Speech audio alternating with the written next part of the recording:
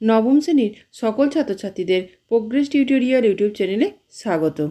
আশা করছি তোমরা সকলেই ভালো আছো এবং মনোযোগ সহকারে পড়াশোনা করছো। আজকে আমাদের আলোচনার বিষয় হলো নবম শ্রেণীর ইতিহাসের 20 শতকে ইউরোপ অধ্যায়ের সংক্ষিপ্ত প্রশ্নোত্তর।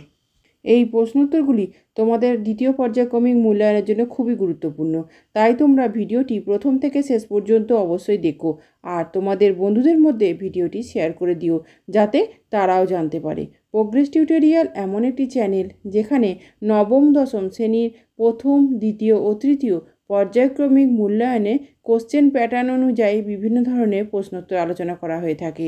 চলো আজকের ভিডিওটি শুরু করা যাক। প্রথম প্রশ্নটি দেখো, 1861 খ্রিস্টাব্দে ভূমিদাসদের মুক্তির ঘোষণাপত্রে কী বলা হয়েছিল? উত্তর, 1861 খ্রিস্টাব্দে ভূমিদাসদের মুক্তির ঘোষণাপত্রে বলা হয় সামন্ত প্রভুদের অধীনতা থেকে ভূমিদাসরা মুক্তি পাবে। মুক্ত ভূমিদাসরা স্বাধীন নাগরিকের মর্যাদা ও অধিকার পাবে। প্রভুর জমির অর্ধাংশ তার অধীনতা থেকে মুক্তিপ্রাপ্ত ভূমিদাসদের দেয়া হবে।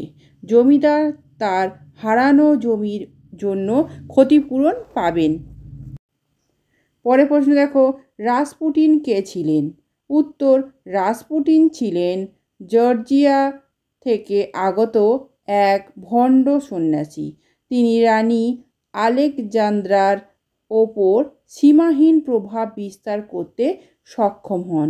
দেশের শাসন পরিচালনা, কর্মচারী নিয়োগ প্রভৃতি বিষয়ে তিনি জারের দরবারে সীমাহীন আধিপত্য প্রতিষ্ঠা করেন। পরের প্রশ্ন দেখো, কবে কোথায় সোশ্যাল ডেমোক্র্যাটিক দল প্রতিষ্ঠিত হয় এবং কবে এই দলে বিভাজন ঘটে? উত্তর, 1898 খ্রিস্টাব্দে রাশিয়ার মার্ক্সবাদী সোশ্যাল ডেমোক্রেটিক দল প্রতিষ্ঠিত হয়। 1903 খ্রিস্টাব্দে দুই ভাগে বিভক্ত হয়, সংখ্যাগরিষ্ঠ বলশেভিক দল ও সংখ্যালঘিষ্ঠ মেনশেভিক দল। পরের প্রশ্ন দেখো, ফাদার গ্যাপন সম্পর্কে কি জানো? অথবা রক্তাক্ত রবিবার সম্পর্কে কি জানো? উত্তর, 1905 খ্রিস্টাব্দের 9 জানুয়ারি রবিবার রাশিয়ার সেন্ট পিটার্সবার্গে প্রায় 6000 শ্রমিক শান্তিপূর্ণ মিছিল করেন। তাদের দাবি ছিল রাজনৈতিক বন্দীদের মুক্তিদান। সংবিধান সভা আহ্বান, শ্রমিকদের কাজের সময় 8 ঘন্টা নির্ধারণ। এই মিছিলে জারের পুলিশ নির্বিচারে গুলি চালালে 1000-এর বেশি শ্রমিক নিহত এবং 2000-এর বেশি আহত হয়। এই ঘটনা রক্তাক্ত রবিবার নামে পরিচিত। শ্রমিকদের এই মিছিলে নেতৃত্ব দিয়েছিলেন ফাদার গ্যাপন নামে এক ধর্মযাজক। পরে জানা যায় যে তিনি পুলিশের চর ছিলেন। পরে প্রশ্ন দেখো, অক্টোবর ইস্তাহার বা ঘোষণাপত্র কি? উত্তর, 1905 খ্রিস্টাব্দের ভয়াবহ বিপ্লবের পরিপ্রেক্ষিতে মন্ত্রী কাউন্ট উইটির পরামর্শে যার দ্বিতীয় নিকোলাস 30 অক্টোবর এক ঘোষণাপত্র জারি করেন। এটি অক্টোবর ইস্তেহার বা অক্টোবর ঘোষণাপত্র নামে পরিচিত। এই ঘোষণায় নাগরিকদের ব্যক্তি স্বাধীনতা, সর্বজনীন ভোটাধিকারের ভিত্তিতে ডুমা গঠন, ডুমার হাতে সরকারি নীতি নির্ধারণের দায়িত্ব প্রদান প্রভৃতির কথা বলা হয়। পরে প্রশ্ন দেখো, কালো সন্ত্রাসের রাজত্ব বা স্টোলিপিন প্রতিক্রিয়া বলতে কী বোঝো? উত্তর, 1905 খ্রিস্টাব্দের বিপ্লবের ব্যর্থতার পর রুশ জার দ্বিতীয় নিকোলাসের প্রধানমন্ত্রী পিটার স্টোলিপিন দেশে এক ভয়াবহ সন্ত্রাসের শাসন কায়েম করেন। তিনি জেল থেকে ব্ল্যাক 100 নামক কুখ্যাত অপরাধীদের মুক্তি দিয়ে তাদের সহায়তায় যার বিরোধী শ্রমিক ও কৃষকদের ওপর চূড়ান্ত সন্ত্রাস শুরু করেন।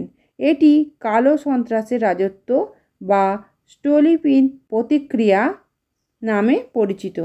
এই ধরনের ভিডিওগুলি পেতে চ্যানেলটি অবশ্যই সাবস্ক্রাইব করে রেখো এবং বেল আইকন প্রেস করে অল নোটিফিকেশান অন করে রেখো। এছাড়া ভিডিওটিকে লাইক ও শেয়ার করো। পরের প্রশ্ন দেখো, এপ্রিল থিসিস কী? উত্তর, রাশিয়ায় 1917 খ্রিস্টাব্দের মার্চ বিপ্লবের দ্বারা বুর্জোয়া শ্রেণী শাসন ক্ষমতা দখল করে। এই সময় বলশেভিক নেতা লেনিন নির্বাসন থেকে দেশে ফিরে বলশেভিক কর্মীদের সামনে 16 এপ্রিল তাঁর নিজস্ব চিন্তাধারা তুলে ধরেন। এটি এপ্রিল থিসিস বা এপ্রিল মতবাদ নামে পরিচিত। এই মতবাদে তিনি বুর্জোয়াদের হাত থেকে বলশেভিক কর্মীদের ক্ষমতা কেড়ে নিতে বলেন।